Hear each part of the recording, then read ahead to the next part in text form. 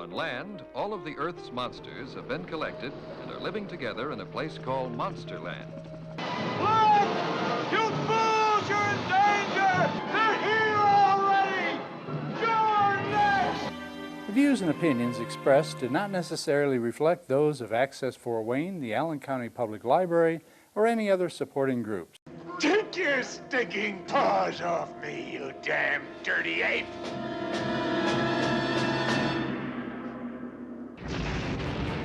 If you'd like to produce a show, call us at 260-421-1250.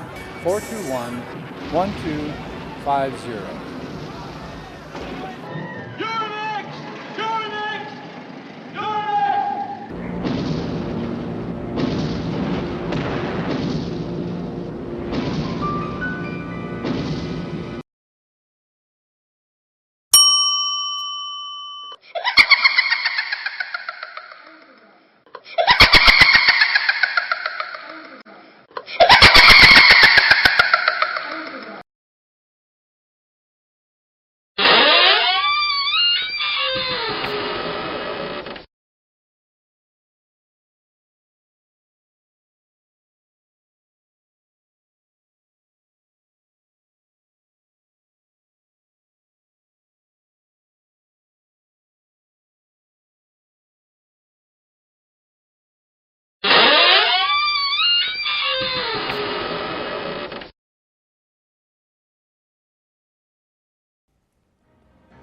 I see we have guests.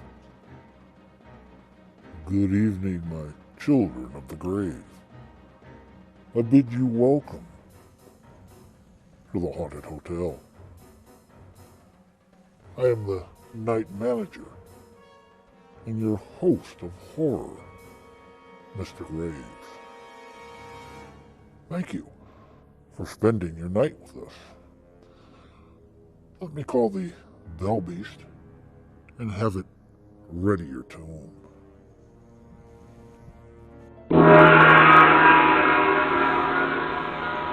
Fang? Number 13. Now, while Fang busies itself making your tomb livable, come and join me for tonight's Dead Time story as we present to you First Man into Space, starring Marshall Thompson and Bill Edwards. Navy pilot Lieutenant Dan Prescott in an experimental rocket plane becomes the first man to travel through the Earth's ionosphere. But unable to control his ship, he ejects from it and is pelted with metallic meteor dust. When the wreckage of his ship is found, there's no trace of him. But soon cattle and then people are found with their throats cut, as if by something that has a craving for blood. What returned from that space flight? A man or a monster? Let's find out. Now, why don't you pull up that tombstone, crawl under your grave blanket, and hold on tight to your ghoul friend. I'll turn on the lights and then begin tonight's Dead Time story. First Man into Space.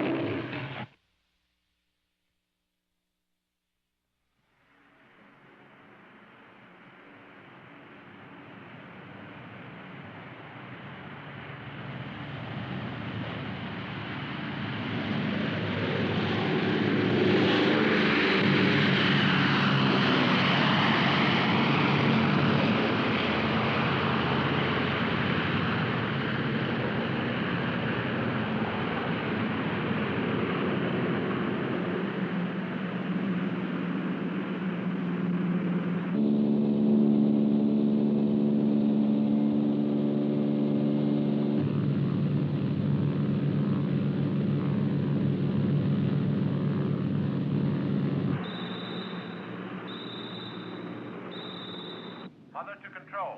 15,000 feet, climbing steadily. Check, 15,000 feet. Radar scanning correctly, sir. Mother to control. Y-12 pilot, transferring now.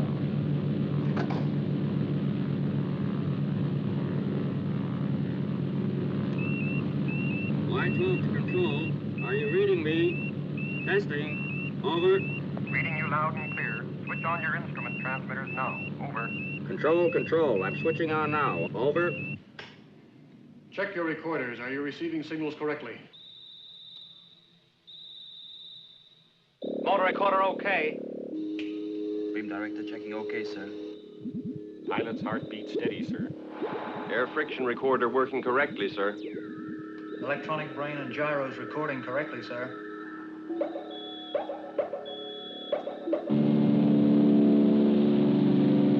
Preparing to drop Y-12, 45,000 feet. Check. Ready and waiting your countdown. 10, 9, 8, 7, 6, 5, 4, 3, 2, 1, drop.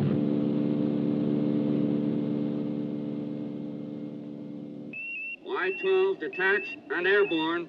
Firing rocket motor.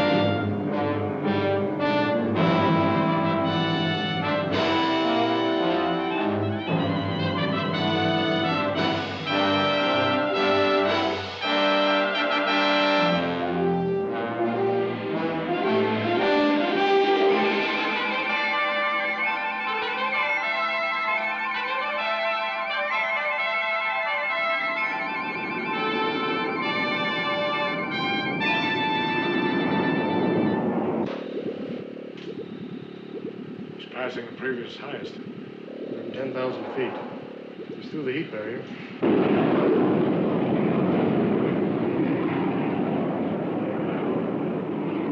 Will you speak with him, Commander? He's near the controllability barrier, and it will be difficult for him. Control to Y-12. Control to Y-12. Do you read me? Y-12 to control. Reading you loud and clear. Over. You are approaching controllability barrier. Steady as you go and hold on tight.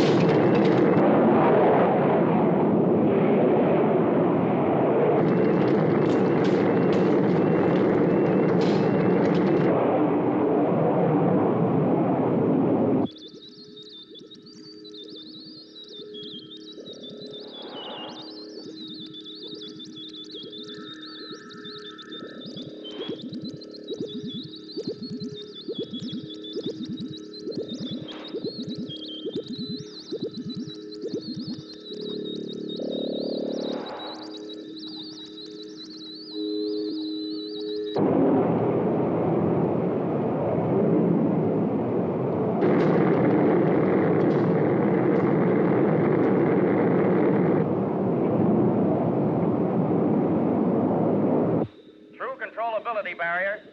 Gyro stabilizers holding steady. He's made it. God, a big achievement. It's great. Pilot's heartbeat steady, sir. Pilot's pulse checking okay. Control to Y12. Control to Y12. Do you read me? Over. Y12 to control. All sign of G pressure gone. We have you at 230,000 feet. Check. Check. Now hold on, boy. You're reaching the ionosphere. Your motor will burn out in exactly 5 seconds. Check. 4, 3,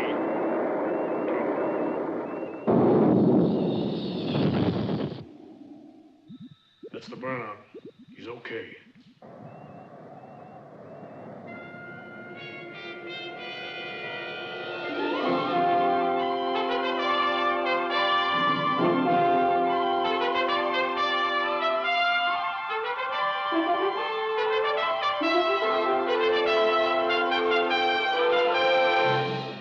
Take it easy, Dan. We're reaching maximum test height of 300,000 feet. You're in modified atmosphere. She's riding steady. Feel as though I could go on. Test your controls and prepare to turn. Let her go, Chuck. See what you'll do. Think he's all right, Doctor? Heartbeat is almost normal.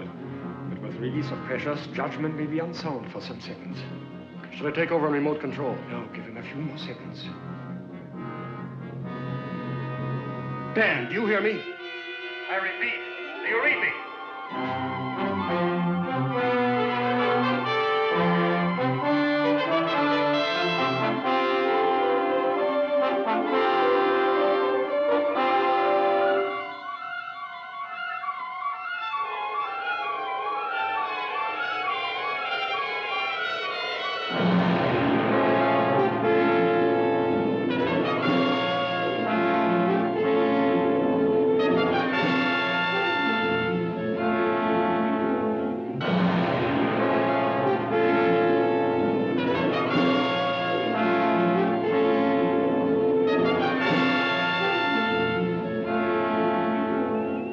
Cannot direct hands towards stabilizers. Steady me. Steady me. Electronic controls, take all stabilizers. Try to replicate equalization. Keep at it.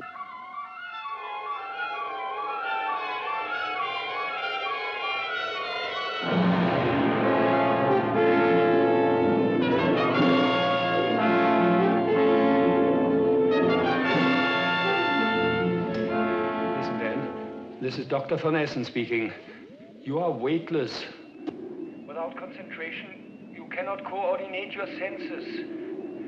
Listen to me. Tell me what to do, Doc. Tell me what to do. First, control yourself. Now, forget everything else. And watch your left hand. Without taking your eyes off it, put it down until it is resting on something. No matter what. Take your time. Be quick, Doctor. If he hits atmosphere at this speed, he'll burn up. When you have hold with your left hand, do the same with your right. Bring it slowly forward until you can grasp the stabilizer. Watch carefully until you are steady.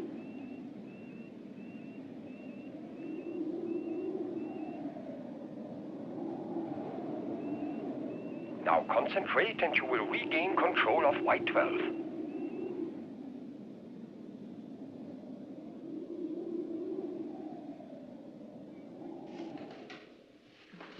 You're moving outside the preset radar position. We're going to lose you. Can't help it. Can't help it. I've got control, but I can't reduce speed.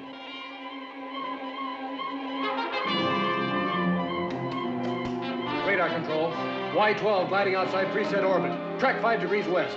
Tracking 5 degrees west, sir. Oh, hold it. Look, it's going.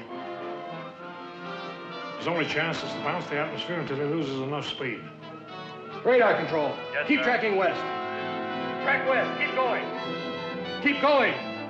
Keep tracking.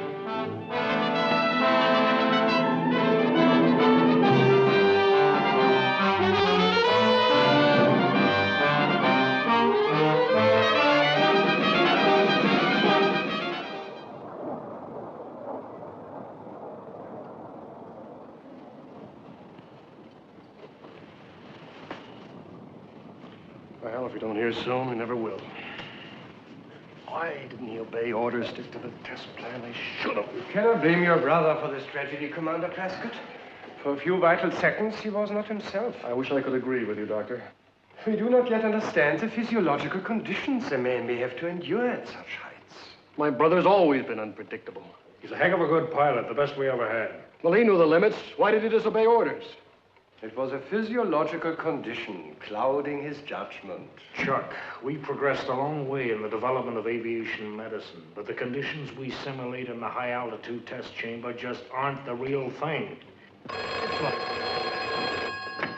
Captain Richards' office, Commander Prescott speaking. Huh? Is the pilot all right? Now, where? Say that again slowly. Puerto, yes, I know the place, between Albuquerque and Santa Fe.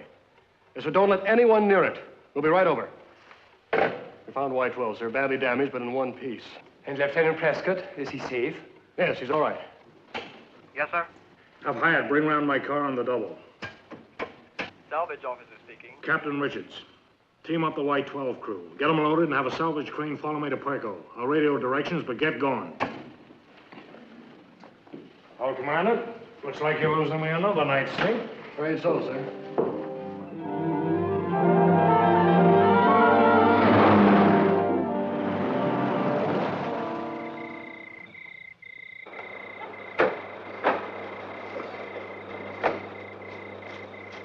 Commander Prescott, U.S. Navy. Where's the plane? Just off the road over there. We're sure glad to see you. We're mighty cold and hungry. Oh, should have been off duty a couple hours ago. Well, thanks for sticking around. Where's the pilot? Oh, he's around here someplace. The plane's just over here. All right, thanks.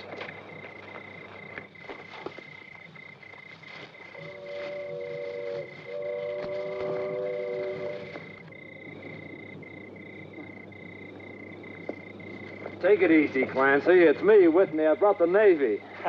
What in, a land yacht? See you come down? Yeah, right down the valley. We took a quick look and radioed into headquarters. Where's the pilot? The relief patrol took him into town. Into town? But he's okay. Sure. He looked like a man from Mars in that get-up. Talk sense, but he acted kind of loony. What do you mean? I don't know. Kind of high, I guess. But I'll tell you one thing. I'll send in a report to you in the morning, sir. Fine. Well, she's badly beaten up, but with any luck, the instruments might be okay. Let's hope so.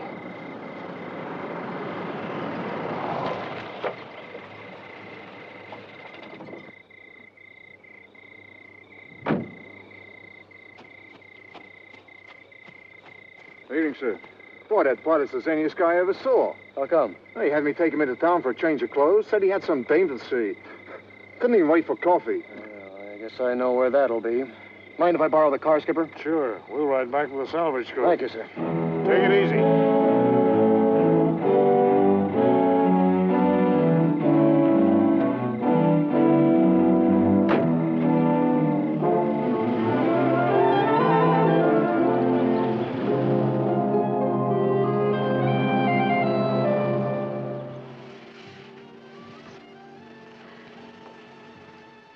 Oh, Dan, I wish you were not a test pilot. It is so dangerous. Honey, it's my future. It's our future. Who's going to forget the first man in space? They don't forget Lindbergh or the Wright brothers. You talk too much. You can always shut me up. I will.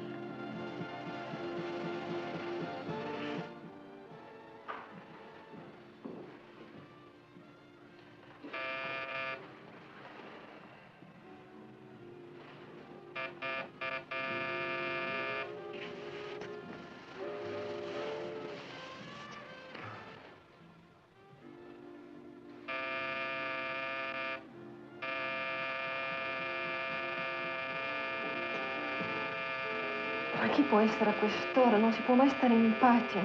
Oh, don't talk with the macaroni. Answer the door.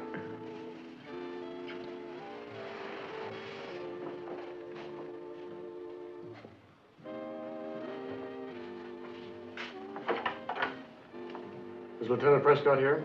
Yes. In there. But Hiya, brother. Have a drink. What the heck's the matter with you? You just wrecked $10 million worth of aircraft, and I find you lollygagging around here. Why aren't you back at the base making out your report? As a matter of fact, I was just on my way. Okay, wise guy.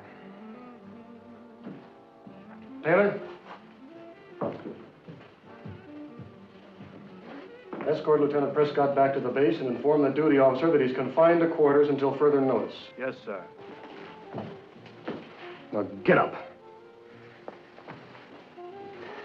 You can see how it is, honey. I'll phone you as soon as I can. You can pull all the rank you want. You're very good at doing that. But just remember this. You couldn't pilot a kitty cart across the other side of the street. If it weren't for guys like me, you'd be dead. Nothing.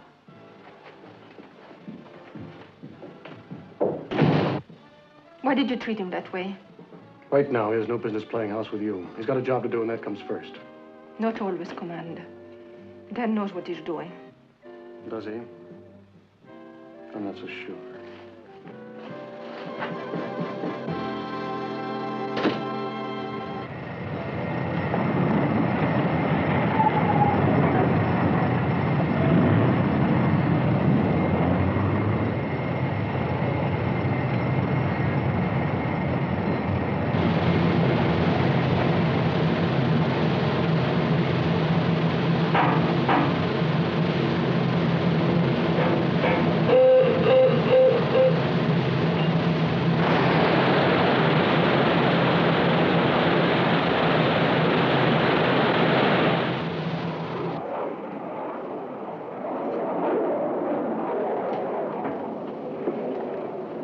Why don't you quit riding the boy, Chuck? He disobeyed orders.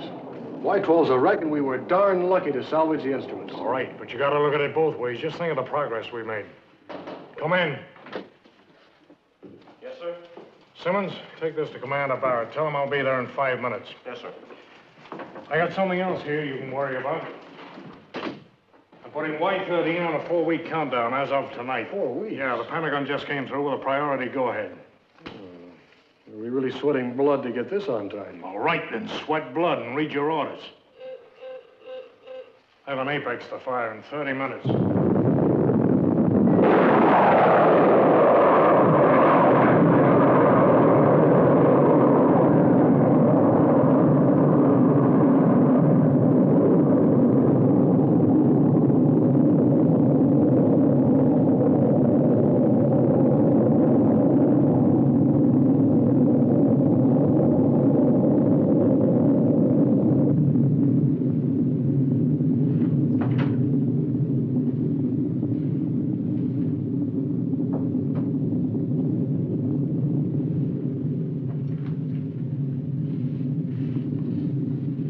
Look at that baby go. Isn't she beautiful?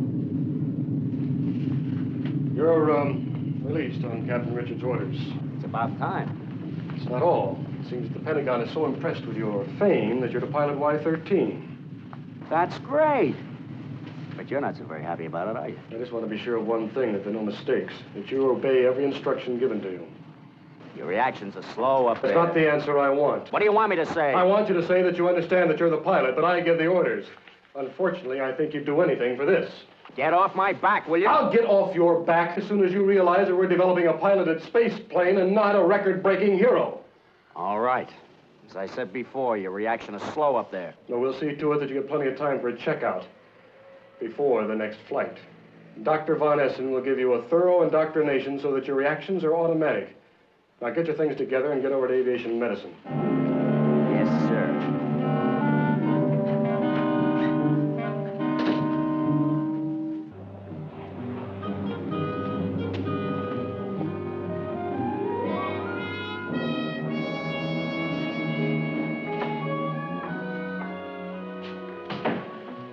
Miss Francesca? Yes? What are you doing here? I'm sorry, Commander, but I'm in a hurry. Chief, what is Miss Francesca doing here? Checking in some material with Dr. Von Essen, sir. I don't understand you, Chief. What sort of material? She's on Dr. Von Essen's staff, sir. Aviation Medicine Department. I wish she was working here. I'm all for scientists and skirts. You and the rest of the Navy. Come in. Commander Prescott. Congratulations. Y-13 should be a fine project. Oh, thank you, Doctor. Sit down. Cigarette? No, thanks. Say, Doctor, do you have a Miss Francesca on your staff? You do not visit us often enough at the university. How long has she been working for you? Some months. She has charge of the cardiographs and probably knows more about your brother's heart than he does himself. Yes, from what I've seen, I wouldn't be surprised. She's good for him. He's quieter, calmer, and in love. In love? Are you kidding? You're too close to your projects, Commander. You do not notice people enough. Are you sure of this? I should not say it otherwise. Well, what do you know? Sort of an idiot does that make me? Why in the heck didn't Dan say something? You don't seem to have your brother's entire confidence. No, Doctor, I'm afraid I don't. You wish it were any other man than Dan who should pilot Y-13? Well, he's not the man I'd personally pick for the job. Why not? I just don't think it's in his nature to stay inside any organized pattern. It's not an unnatural characteristic to find in a man who risks his life for new achievement. Maybe so, but on a project such as this, I prefer to have someone more reliable. Well, you will be my care until you are ready for the flight. I'll pay some attention to his psychology. Yes, would you let the psychiatrist work on him, Doctor? Make him understand that even though he's up there in space alone, he still has to obey orders. Attention all personnel. Stand by for Y-13 rocket motor testing.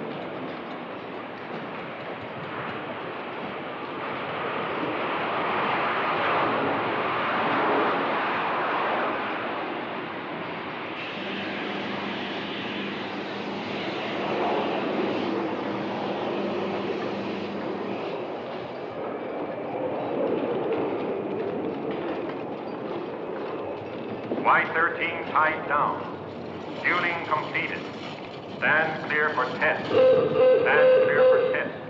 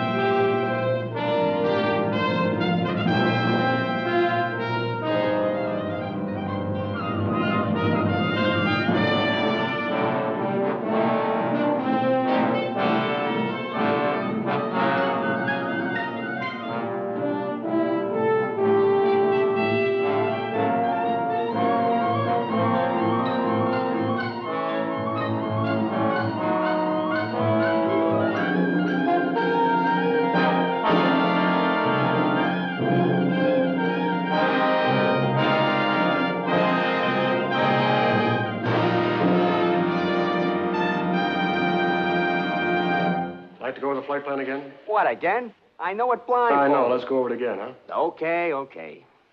We blast off at 45,000 feet, crash the heat barrier, out into the stratosphere in 6 seconds. 50 seconds later, I break through the chemisphere. Then you switch off your refrigeration plant. Check, but keep tracking me. Buffeting in Y-12 was so severe, I couldn't read my instruments. That and the controllability barrier. Yeah, that's really tough. There's as much as you can do to hold on. You sure you can take over when you reach ionosphere? I mean, if you want to, we can take you past Rocket Furnace. No, that won't be necessary. Now that I know what to expect, I'll be ready. Y-13 countdown. 0 minus 54 minutes. Repeat. 0 minus 54 minutes. Well, Von Essen did a good job. You look pretty good. Never felt better. I wish he was coming today, though. I like to have him around. The Air Force has priority today. Y-13 countdown. All personnel assemble. All personnel assemble for takeoff. Well, good luck. And you take it easy. Thanks, Chuck. But don't worry. I'll bring you back all the dope you need for Y-14, and then some. Come on, let's go, huh? Right.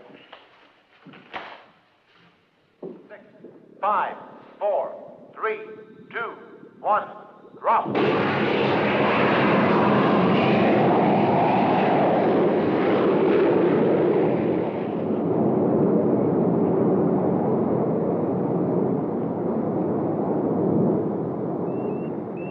Y-13 to control.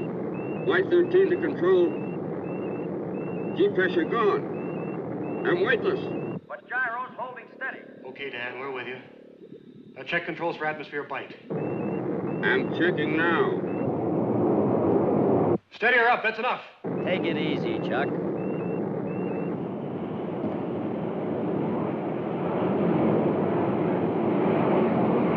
Approaching 500,000 feet. Check.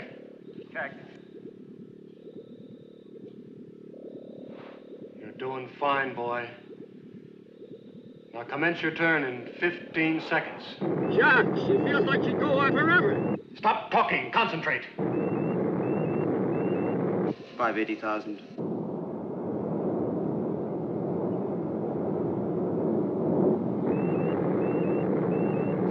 590,000.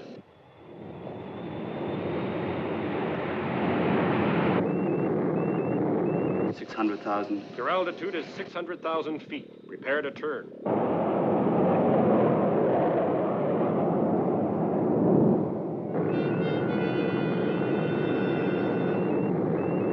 Dan, Y-13, Y-13. Commence your turn immediately. No, sir, I'm going straight up. First man into space. Commence your turn! Commence your turn! Sir, we're losing contact. Switch to remote control. Over to remote control, sir. Dan, are you reading me? So long. See you in space. Dan! Dan, are you reading me? Are you reading me? Remote control, no response, sir. The outer atmosphere any second now. He's still climbing.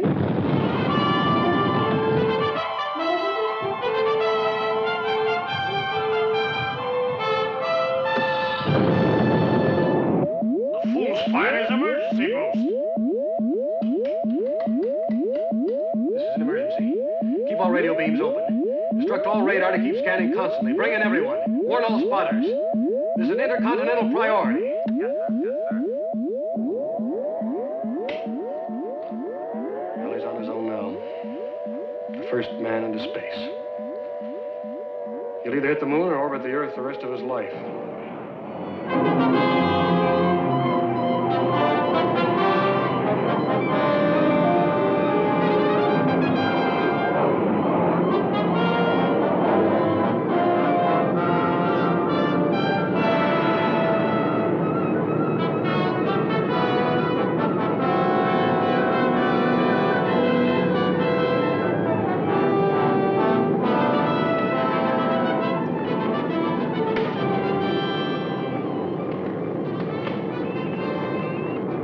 Control! I've done it!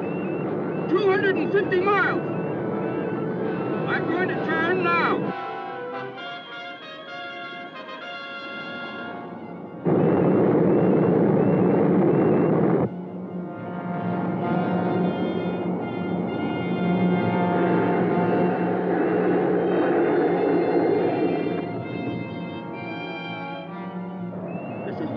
Y-13 calling from over 250 miles in space.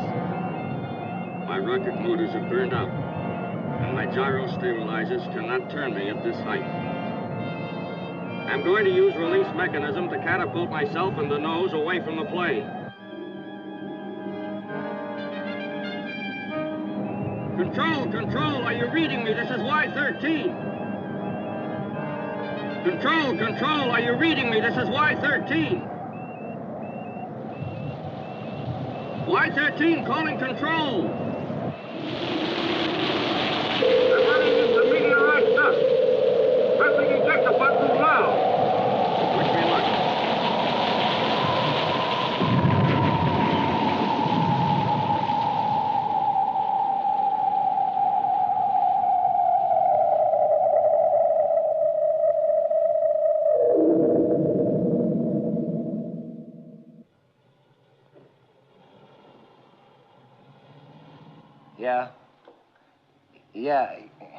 Yeah, see.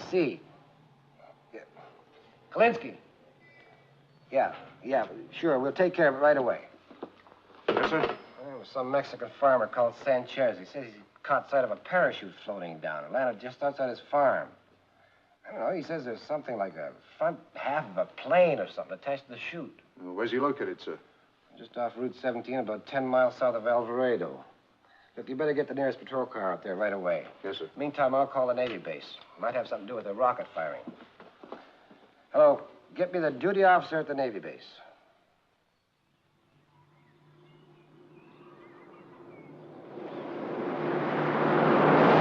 Smash up on the South Highway. Bus full of people and trucks. Number 4 on 10. Should have word from car 15 any minute now. Yeah. We got 2 witnesses. You want to see them? Yeah. They're pretty definite about the way it happened. Uh-huh. Krupke's getting their reports now, and he'd like you to follow up. Yeah. Okay. Have him call me back. Morning, Commander. Morning. Glad you could make it. I'm Wilson, Assistant Chief of State Police. Well, thanks for phoning in, Chief. Whereabouts is it? Well, just up there a ways in the bushes. Anyone hurt? Any damage? No. Dropped about a half a mile from the nearest farm. Came down like a dame in a feather bed. No sign of the pilot, though, huh? Well, you better come and look for yourself.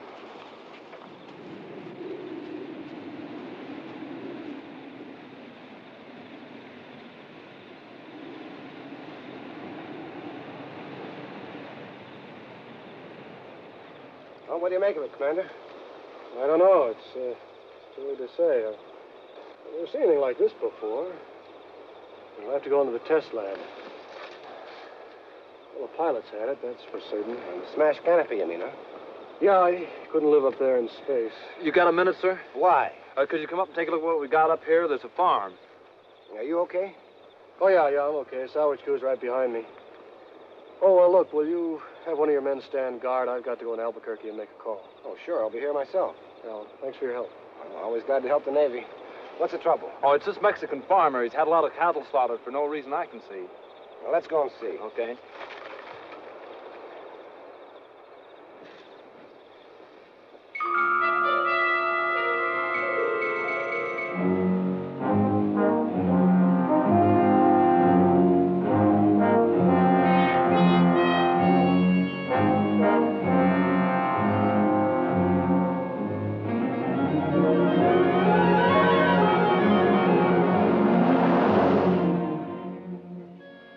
I knew this would happen. I didn't want him to go on. Yes, I understand. How can you understand? To you then it was just a piece of machinery. No, that's not true. You wanted him to risk his life. I had to put Y-13 into space with Dan as a pilot because those are my orders. Orders. Tia, Dan couldn't exist unless you were risking his life. If he weren't piloting Y-13, he'd find his own brand of danger somewhere else. He had to prove he was the best. If you knew all this, why didn't you try and stop him? I did. I don't believe you.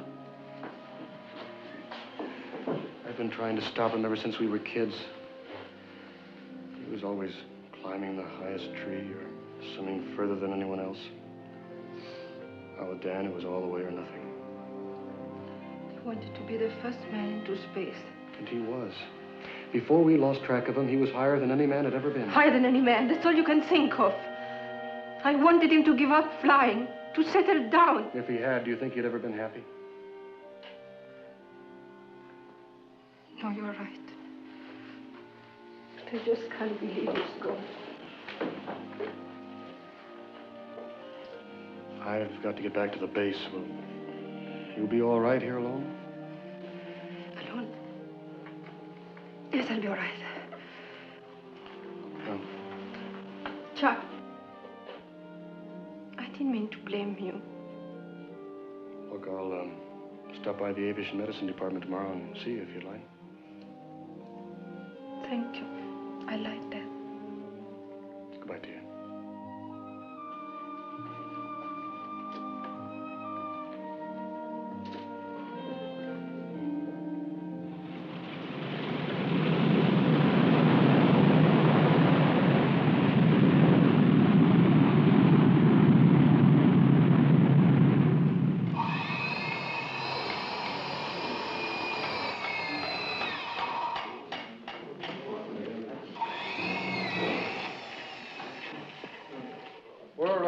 Running some metallurgical tests.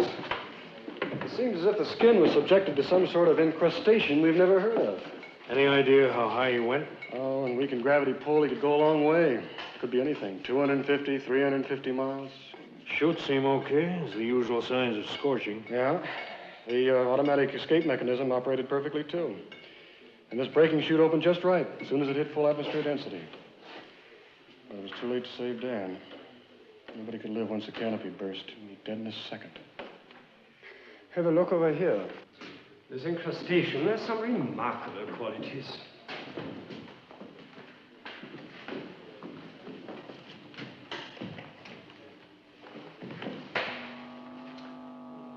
You see? Nothing. Nothing at all. X-rays will not pass through it. No luck here either, sir. Thank you. This is the infrared photograph. But the rays do not penetrate to show us what is below the surface. Then here, under the ultraviolet lamp. I can't understand it. It's resistant to any identification or penetration test we can do here. We'll take a photograph anyway. There may be some reflection we cannot observe, though I doubt it. So far, then, your tests are negative. Well, let's hope the metallurgical report will give us a line. Let's hope. Let me know as soon as you have it. Oh, good night, Doctor. Good night, Chuck. Good night. Good night, sir. You know, you better get some sleep. I will, Skipper, thanks. What is this stuff, Doctor? Do you think a chemical breakdown could tell us anything? We do not even know the primary reactor. I sent a sample to my own laboratory. We may find the answer more quickly. Yeah, I can't get him out of my mind, Doctor. I can just see him up there now in the cockpit. He wanted you there today. Maybe if you had been. If only I had. You mustn't blame yourself, Chuck. You're right. Look, I'll check with you first thing in the morning, huh?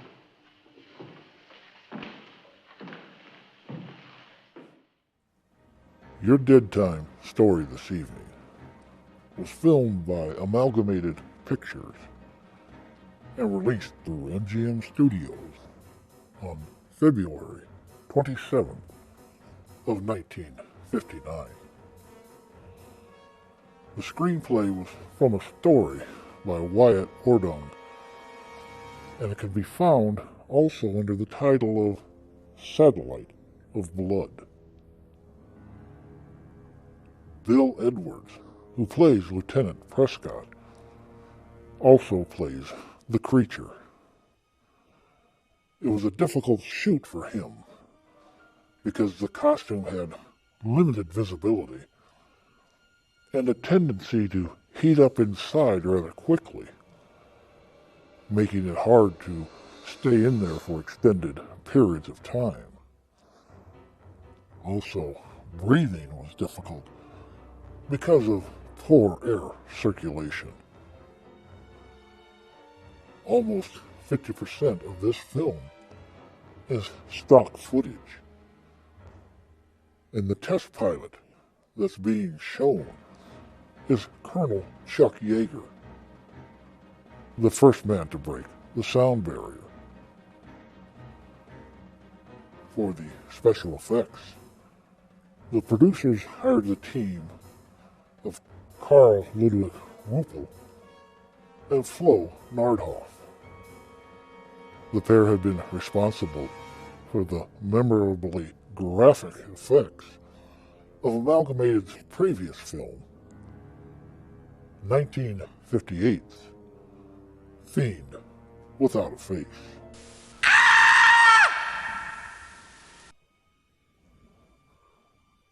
It's time for tonight's Monster Question. Roger Delgado, who plays Ramon de Guerrera, is best known for his role on a long-running television science fiction program. Can you name that show and his role in it?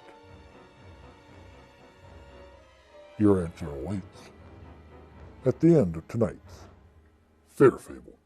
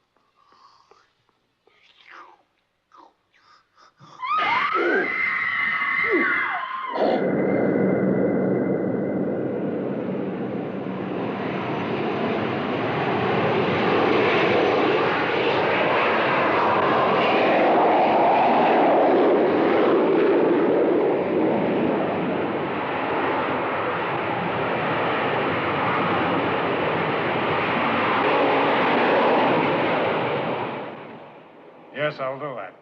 Thank you, sir, and goodbye. Come in. Hi, Chuck. Glad you came by. I want to talk to you. Have you seen this, Skipper? Not the headline. Read further down. In the past 24 hours, death has struck in mysterious and terrifying ways. The type of wound inflicted is fearful and inhuman. Yes, read the middle part, sir, where it talks about the slaughtered cattle. That farm is right next door to where Y-13 fell. I've got to call in now to Chief Wilson. I don't get the tie-up. Yeah? Call for Commander Prescott, sir. Thank you, sir. Commander Prescott. Yes, Wilson, where are you? Alameda? What? Yes, well, I'll be there as soon as I can.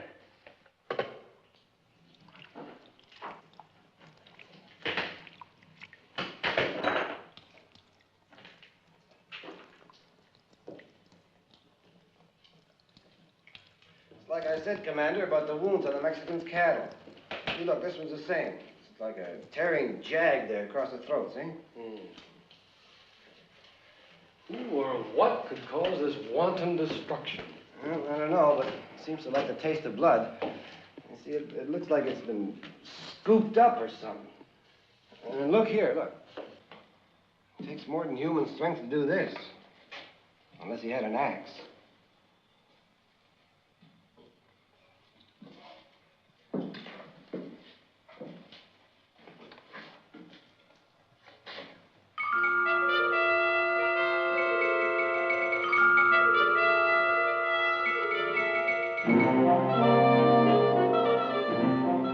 Chief. Yeah? Give me a flashlight, will you? Sure. Look there. See on the edge of the wound there? What? Those little shiny specks. Oh, yeah, I see. That's funny. I never noticed those before. What do you suppose they are? When you do an autopsy, will you send a sample of that to a Dr. Von Essen in aviation medicine? Sure. Think they mean something? I don't know. I'd like to take a look at that Mexican's cattle. Okay, we'll go over as soon as we're through here.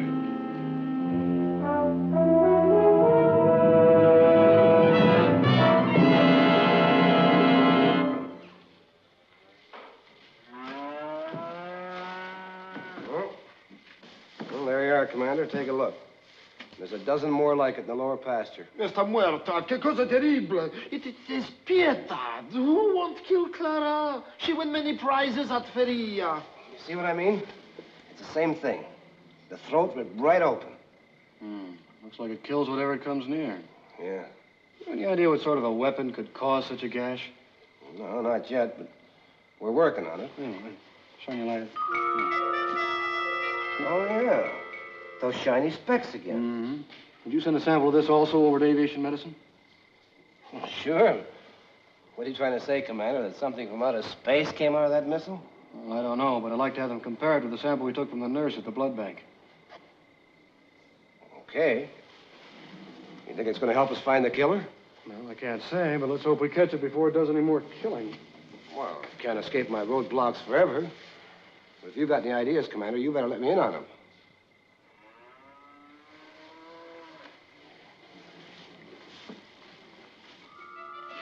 Here, put that in. There. What is it? Looks like a high-altitude oxygen leak. I gotta get back to the base. I've got a lot of work to do. But don't worry, I'll keep in touch. Yeah, sure.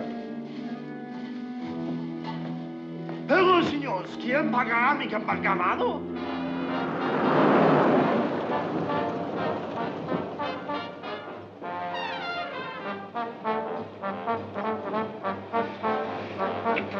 Okay, I gotta go now. I'll be back this way next Tuesday, huh?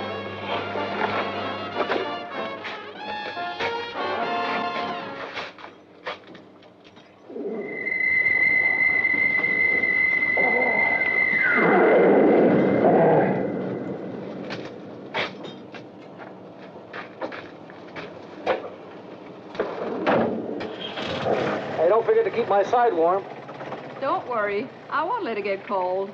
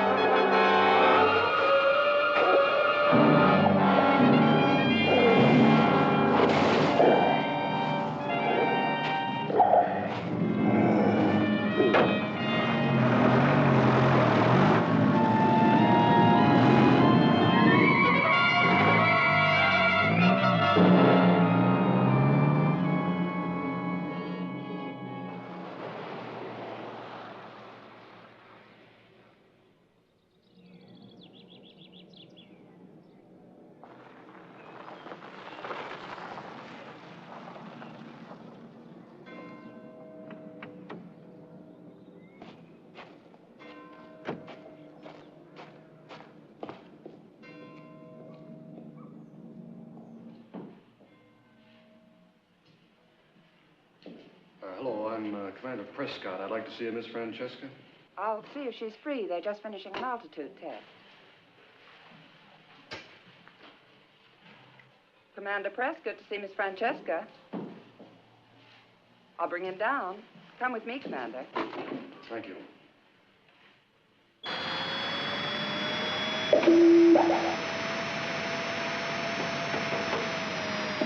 Watch atmospheric density and final reactions carefully. Only 10 seconds to normal. Right. Open the chamber.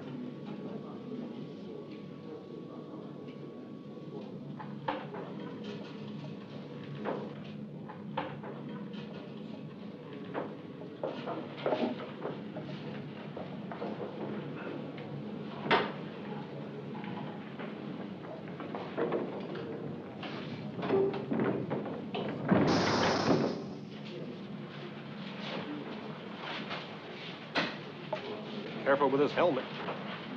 Oh, Tia. Hello, Commander. Good to see you. How are you feeling? All right.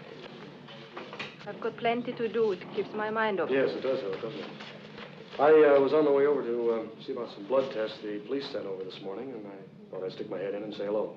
That's very nice. Do you want me to see if they're ready? I'd appreciate it, thanks. Pathological? Hello? Are those blood tests ready for Commander Prescott? They are. Could you please send them down? He's waiting for them. Thank you. Well, that's fast work. We try our best. You want some coffee? Yes, I would, thank you. Black? Please. Sugar? No, thanks. Fine. You look tired. Well, maybe this will help. How did you ever end up in Albuquerque?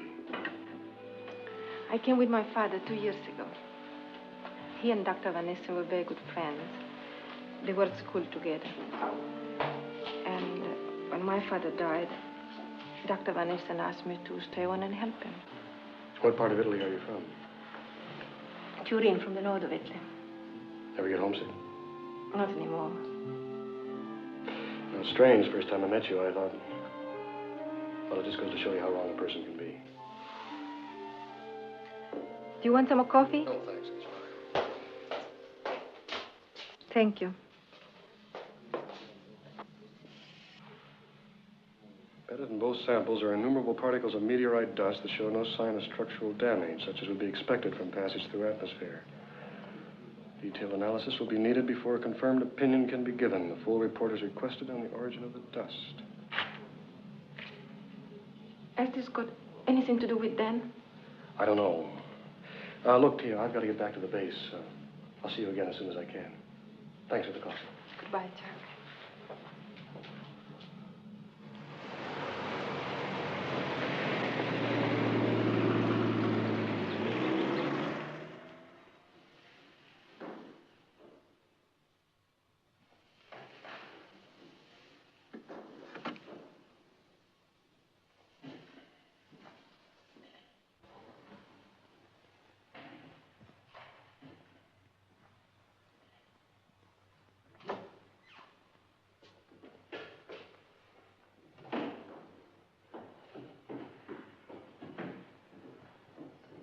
We have the results of the metallurgical tests.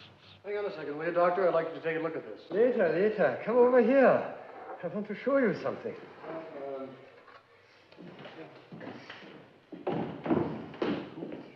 This is a sample of our new secret alloy, of which the fuselage of Y-13 is made.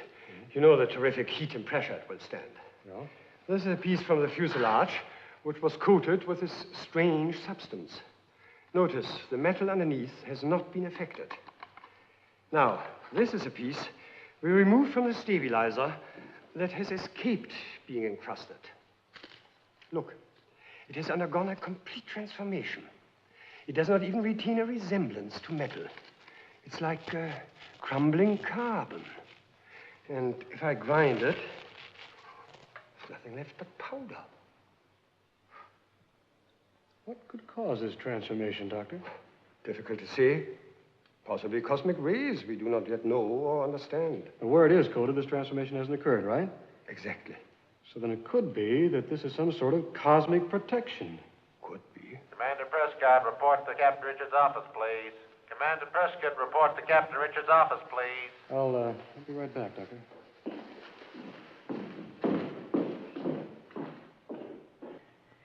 Although I accept your explanation, Senor Capitan, there is no doubt that it was Providence that His Excellency was not killed. But the place where the tail section of Y-13 fell is 10 miles from your town. What is 10 miles, Senor, when you do not know where your missiles go? What's he getting at? He's referring to the rocket that almost hit Juarez. But that was a captured German V-2. It happened nearly 10 years ago. What is 10 years, Senor? You still do not know where your missiles go. He has the whole story, sir. The low-flying projectile you lost over Argentina last year, the Apex missile that disappeared last week. That is so, Senor Capitan. Where are they, eh? As if I knew. If they're not up there, they must be down here. Glad you're here, Commander. Meet Senor Ramon de Guerrera, Consul for Mexico at Santa Fe. Mr. Harold Atkins, State Department, Commander Prescott. Mr. Atkins? It seems that His Excellency, the Minister for Social Services, was opening a new bull ring in San Pedro. Senores, it was the moment of truth. A great silence descended upon the crowd. 5,000 people. 10,000 eyes, Senor Comandante, fixed on the blade.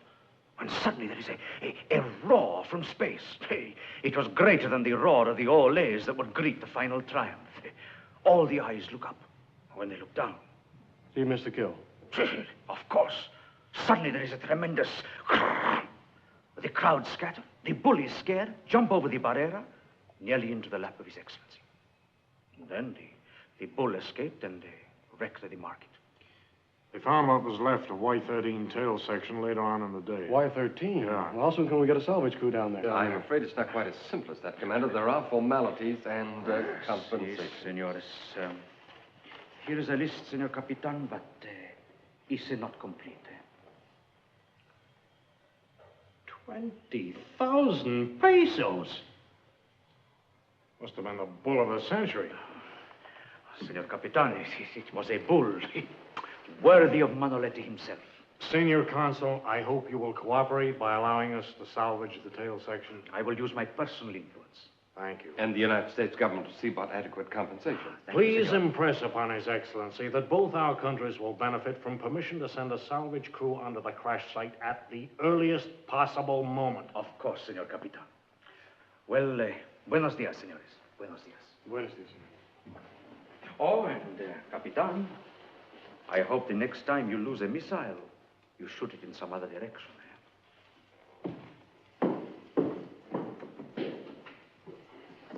Boy, we fire a dozen missiles every week. Because something goes wrong once in a while, this kind of thing has to happen.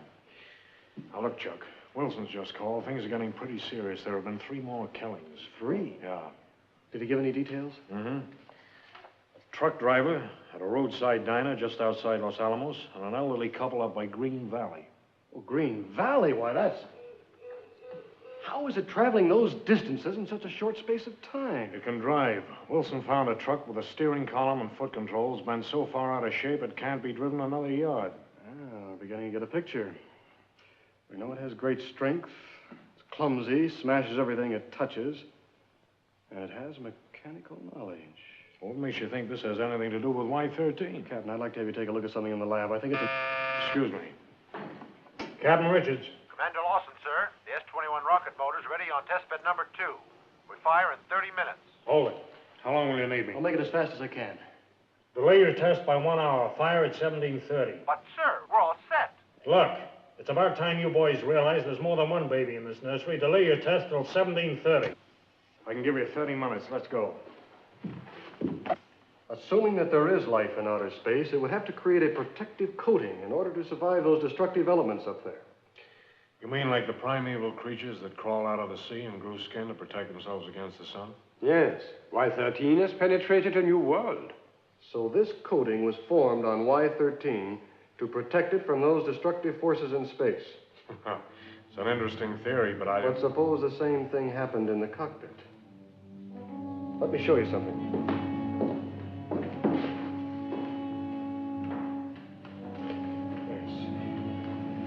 If you notice, this is flexible and harmless to touch. Let me demonstrate on this piece of sponge rubber here. I'll wrap this around my hand. Now watch this.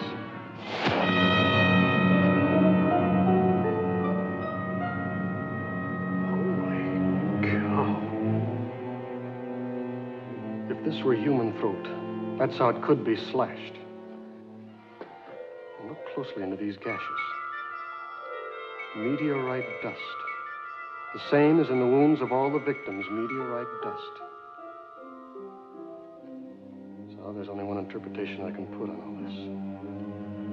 This monster kills, but only because for some reason or other it needs this blood. No one has seen it and lived. What are you getting at, Chuck? I'm afraid this monster is Dan.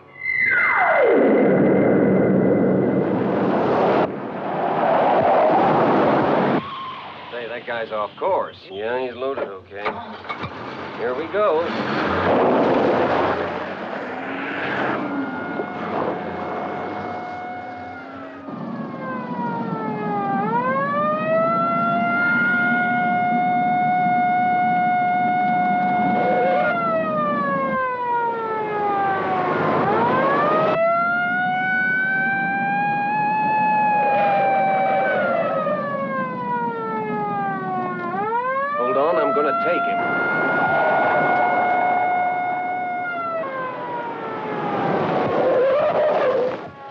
Okay, I'll handle it.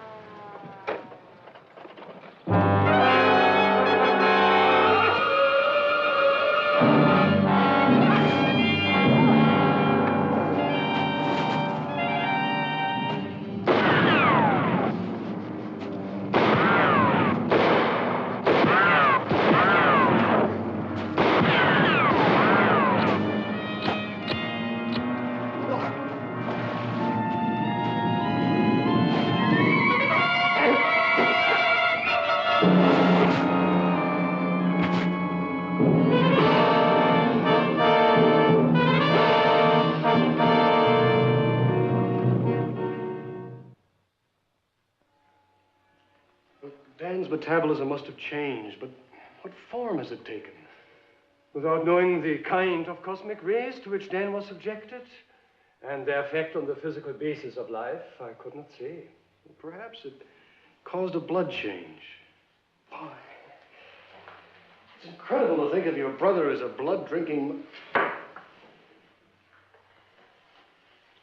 Tia, would you get Dan's metabolism charts and cardiograms? We're going to need your help.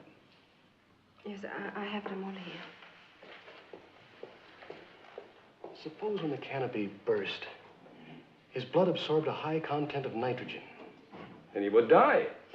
The human body cannot survive in rarefied atmosphere without the protection of space suits and pressurized cabins. Yes, but you're forgetting about that protective coating on Y13. And if it formed quickly enough on Dan... Yes, it might have kept him alive. And if, instead of death, a new metabolism was created, which starved his body and his brain of blood, what then? We know very little.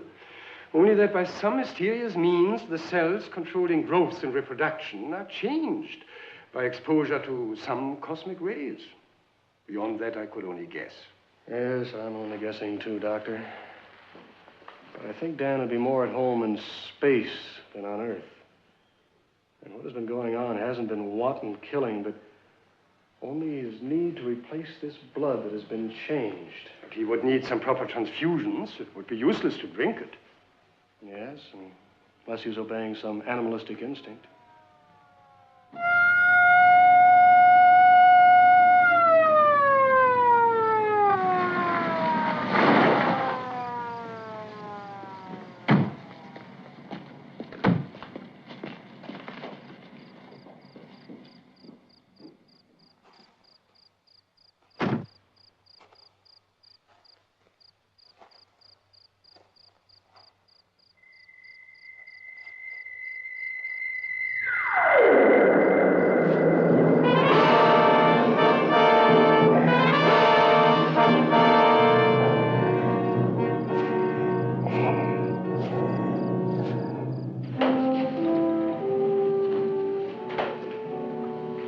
Right, Commander.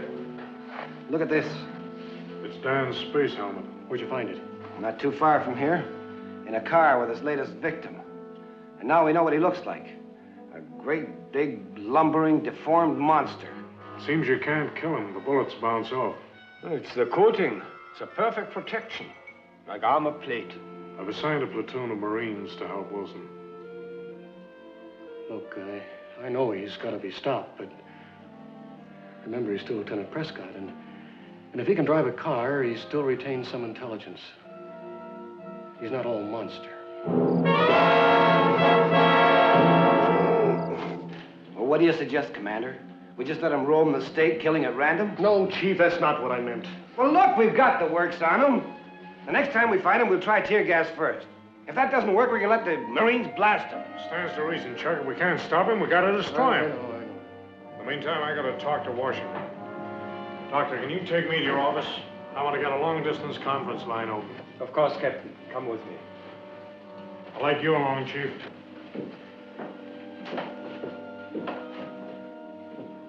Chuck, why did this have to happen? Tia, we're conquering a new world. The dangers have to be faced. Someone has to start. But why Dan? Who could stop him? I couldn't, even though I tried. You couldn't either. No, I couldn't. No, though, you were right about one thing. It was a piece of machinery that I wanted in the cockpit of Y13, not Dan. It is hard to remember sometimes that people matter more than machines. It is...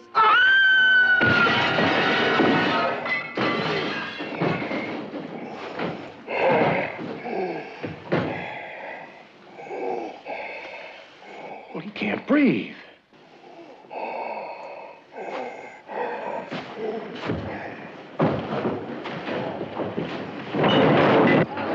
In there!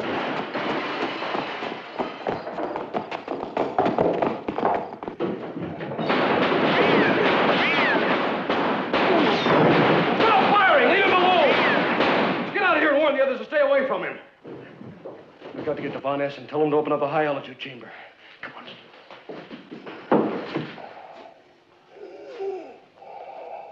Where's your nearest PA system? Reception hall. You better get to Von Essen. I'll stick with Dan. Go on.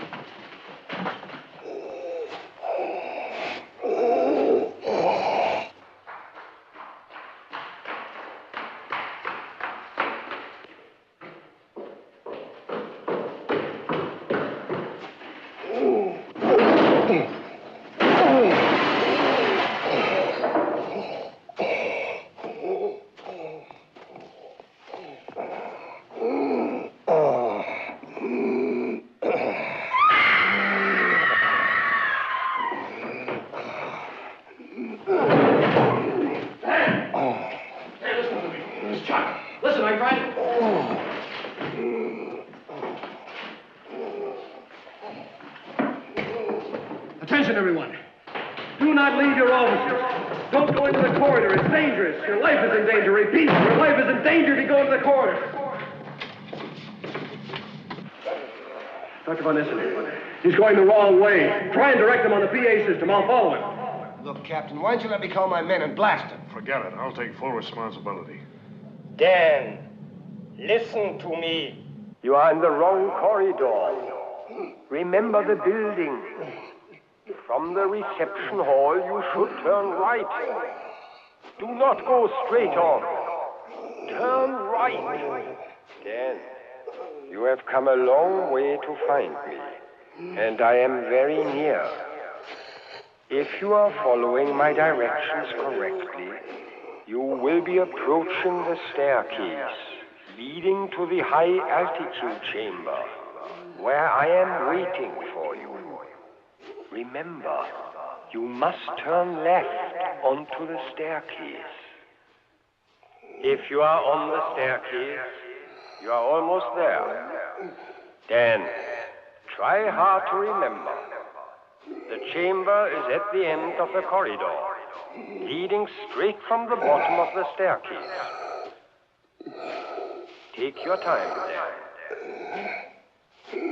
I'm here, in the high-altitude chamber, waiting to help you. Come straight into the chamber.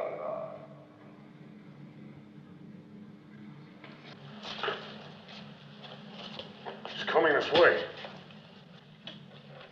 Captain, open the door to the chamber. Larson? Yes, Doctor. Take Mr. Wilson over to the atmosphere controls.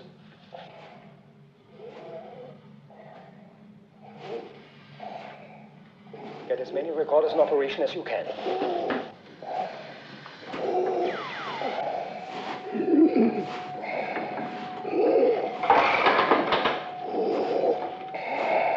Look out, Skipper!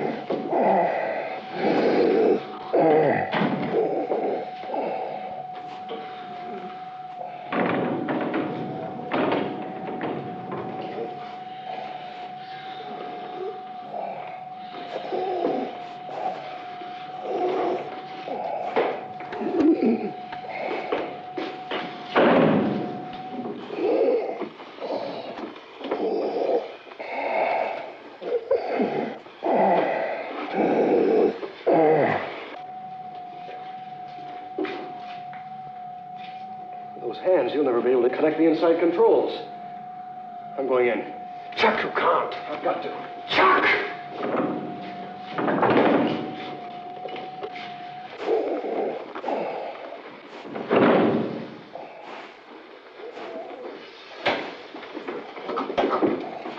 Dr. Van Essen, can you hear me? Yes, Chuck. Start altering atmosphere immediately. Take it up as high and as fast as you can. All right, Chuck. Proceed, Larson. Open inlet valve. Allow for rise to 30,000 feet in 60 seconds.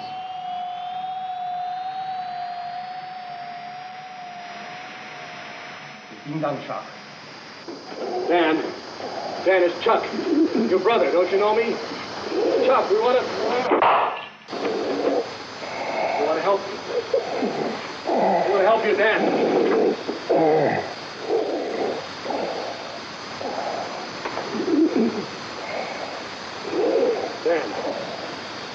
Dan, don't you know me? Chuck! It's Chuck! Don't you know me? Chuck?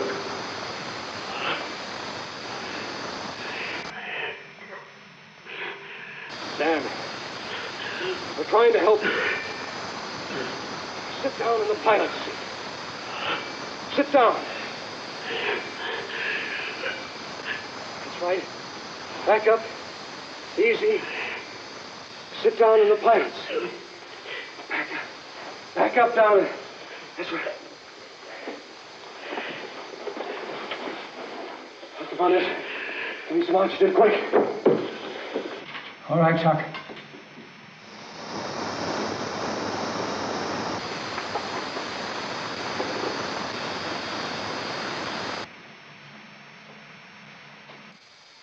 Dan. Listen. Dr. Von Essen is here. He wants to help you. Dan, I'm here at the window. Dr. Von Essen. Doctor, I've been searching for you. Everything seems strange and dark. I couldn't find you. Tell me about it, Dan. If I know what's happened, I can help you. Under this stuff, I feel like I'm suffering from some terrible disease. Like I've got no blood in my veins.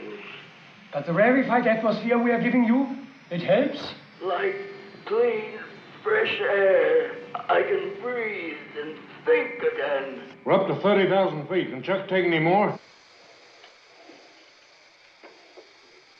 Be still, Chuck. Don't exert yourself.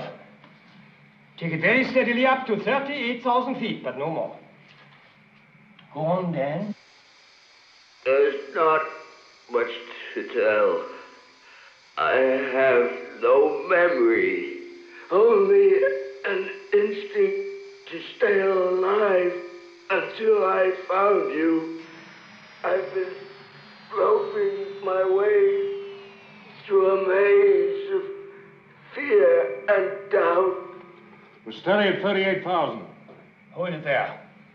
Dan, to find out what's wrong with you, I must make metabolism and blood pressure tests. All right, Doctor.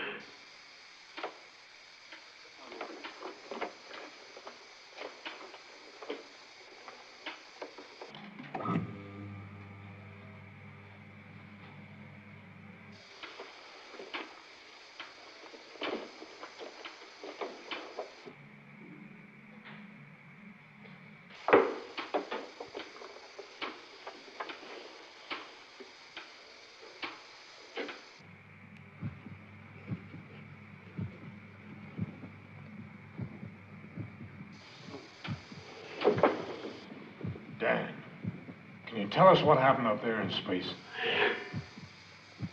It was like running into the tail end of a hurricane. Only it was a stream of meteorite dust we hit. At first, it was like 50,000 machine guns, all hammering at once.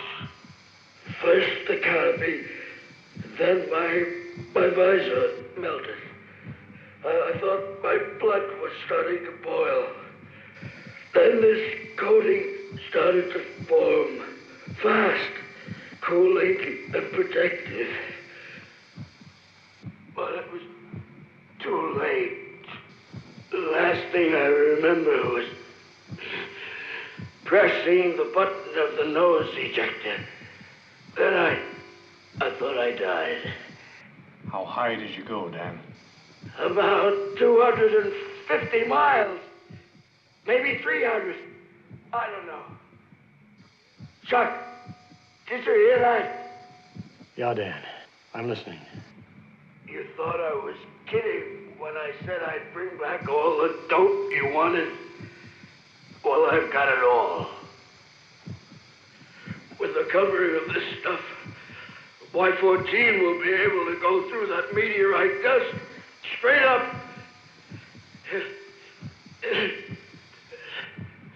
It will be able to go on forever.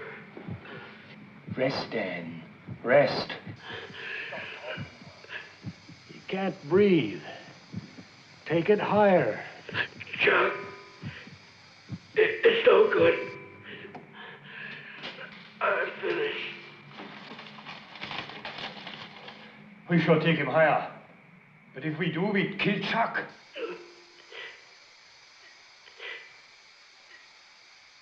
Kia, Yes, Dan. I'm sorry things had to happen this way. But you see, I just had to be the first man into space.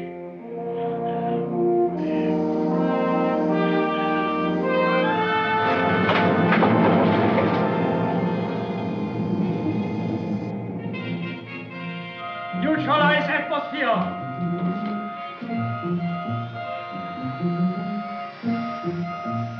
Right, Captain. Open the door.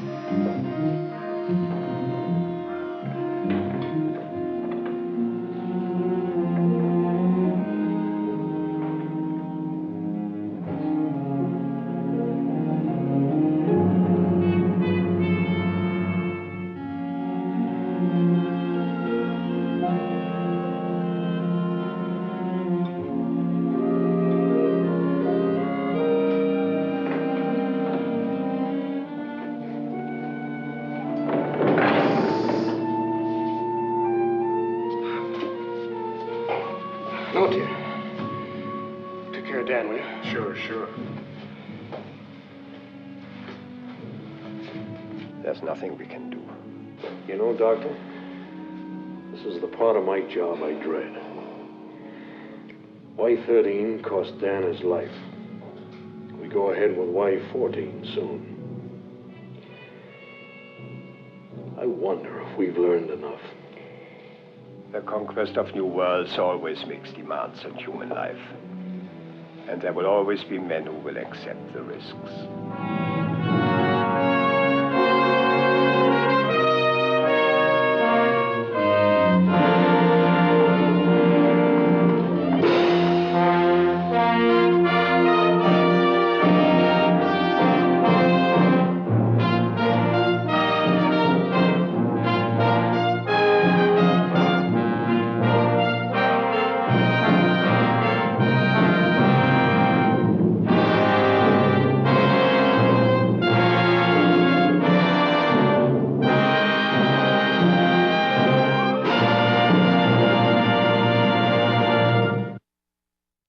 Although they said Lieutenant Prescott wasn't a very friendly guy, he did have two favorite types of people.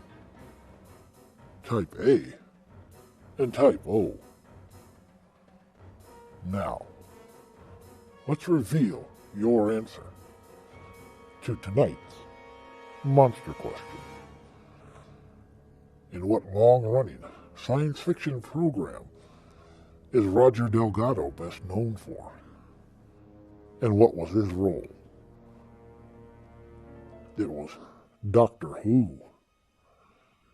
He played the renegade Time Lord known as the Master, who was out to destroy the third and my personal favorite Doctor, John Pertwee. That's my best enemy. He likes to be known as the Master, don't you?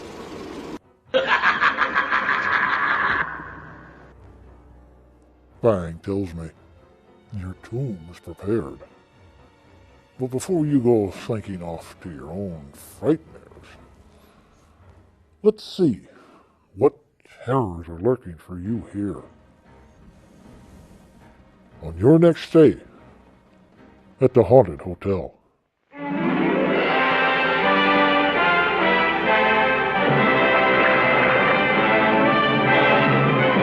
This is the exciting story of the future, when America's fleet of atomic submarines begins a desperate search for an unknown enemy whose destruction of polar shipping has the nation's back against the wall. See the mysterious blasting of an atomic sub by this dreadful unseen adversary.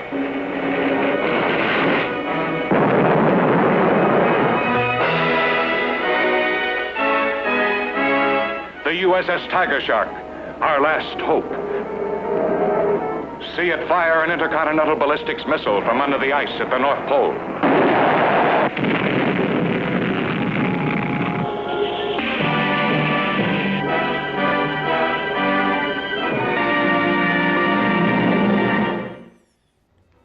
The atomic submarine.